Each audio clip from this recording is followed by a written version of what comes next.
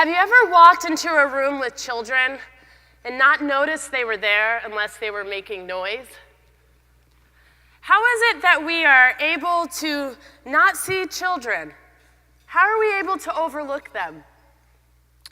The definition of invisible is unable to be seen. How many of you have experienced this? This idea of being invisible. I see hands. People looking through you and not at you, or not seeing you at all. Maybe it's because you're too dark, or you're too light. Maybe it's because you're too poor. Maybe it's because you're too fat or too small.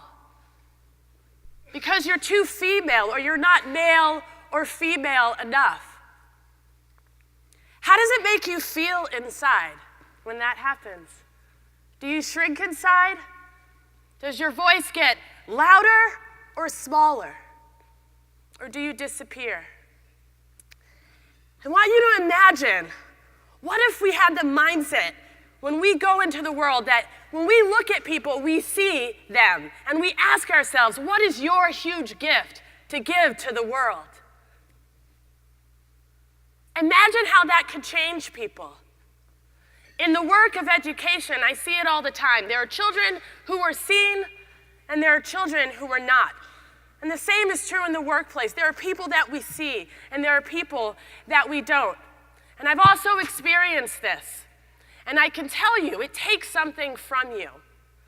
When we fail to see people, we chip away at their humanity. We take away their voice. We lessen their worth. We decommission their power. And when that happens, people give up. People choose to disappear. Children give up. And children choose to disappear. Children lose confidence in their brilliance. They lose confidence in their worth. And you gotta think, what happens for us? What do we lose when this happens? What have we lost already? Have we lost the next rock star brain surgeon or the inventor for a cure for cancer?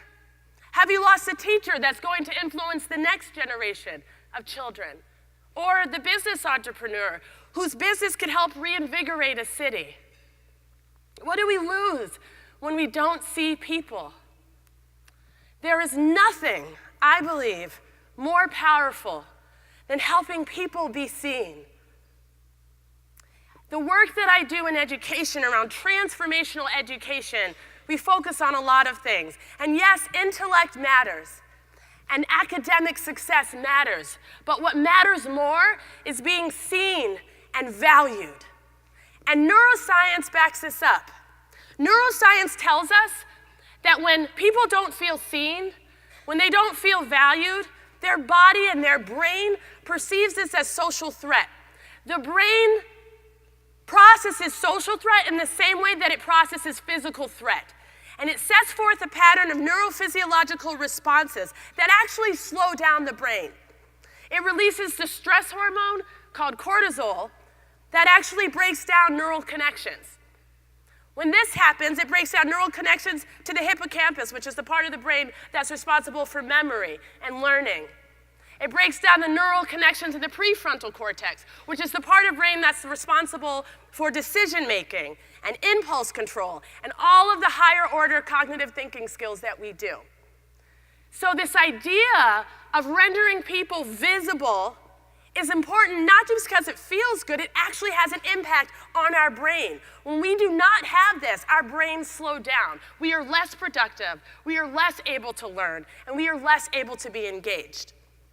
And as you can imagine, the opposite is true when we see people. When we create space for people to belong, the brain begins to function more optimally. People are able to learn better. They're able to be more productive, more engaged. Imagine how that plays out. When we're able to see people, people are able to be successful. What if we went through our lives actually seeing people? What if we went through our day making visible those who are invisible? The person, the homeless person in front of your building, The child in the classroom who is quiet in the corner. The person who never raises their hand in staff meeting. What if we decided that we are going to see them? We are going to do an activity really quickly because I want you, there's no time like the present, to start practicing this. So you're going to stand up, and I want you to find someone at your table or near you that you don't know. Let's do that real quickly.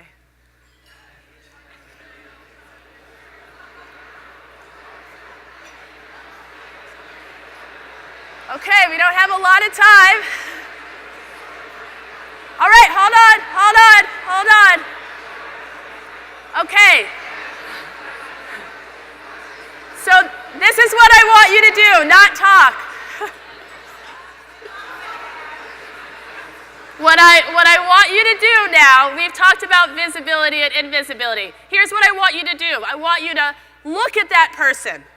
I don't want you to say a word. I want you to look at them beyond the things that characterize them. I want you to look into their eyes for 20 seconds. And, no, don't say anything. I want you to look hard. Look at their humanity. Don't say anything, but I want you to think of a word. And I will tell you when we're done. Does everybody understand? Ready? Go. I shouldn't hear talking.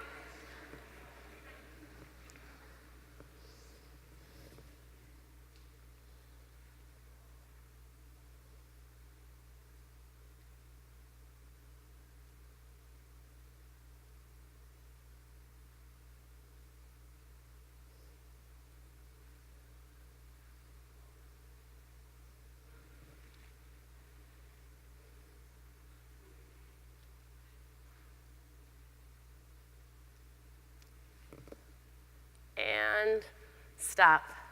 You can be seated. So how did that feel?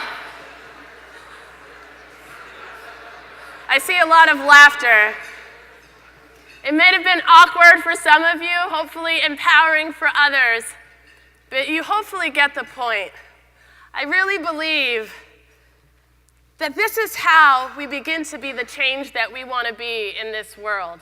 This is how we are able to be transformational. We have in all of us this power to see people, to render the invisible visible. This is how we begin to overcome what we see in our society that is breaking us apart. The hatred and the bigotry that we see. This whole country is full of people who are angry because they are not seen, because they feel invisible. These schools are filled with children who don't know who they are. No one sees them. And they have the power to change the world. And so I implore all of you, as you go into your day, to do two things. One, remember those 20, 30 seconds and how it felt to be seen, how it felt to have someone look at you and really see you.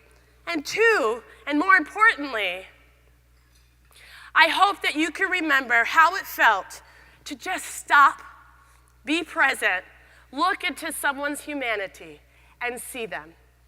Thank you.